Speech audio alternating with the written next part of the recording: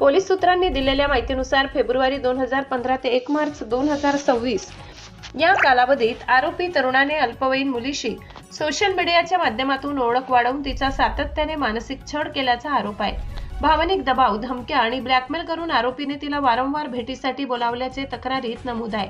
तक्रारीनुसार फेब्रुवारी 2025 मध्ये आरोपीने शंखेश्वर मंदिर परिसरातून कारमध्ये बसवून वणी फोपसी रोडवरील निर्जन ठिकाणी नेले। तेथे धमकी व मारहाण करून पीडितेच्या संमतीशिवाय तिच्यावर लैंगिक अत्याचार करण्यात आल्याचा गंभीर आरोप आहे। घटनेनंतर बदनामी व कुटुंबियांना जीवे मारण्याच्या धमक्या देत तिला गप्प राहण्यास भाग पाडण्यात आल्याचेही फिर्यादीत नमूद आहे।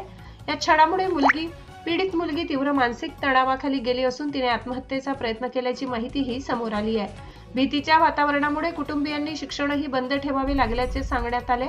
पुढे कुटुंबियांनी वणी येथून नाशिक येथे स्थलांतर केले, तरीही आरोपीकडून त्रास सुरूच असल्याचा आरोप आहे।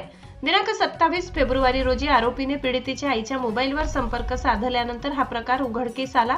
त्यानंतर कुटुंबियांनी पोलीस ठाण्यात धाव घेऊन तक्रार दाखल केली।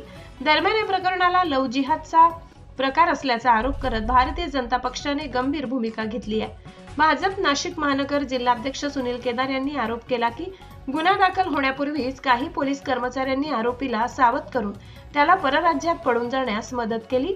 तसेच पोलीस ठाण्यातील गोपनीय माहिती आरोपीपर्यंत कशी पोहोचली याची सखोल चौकशी करण्याची मागणी त्यांनी केली।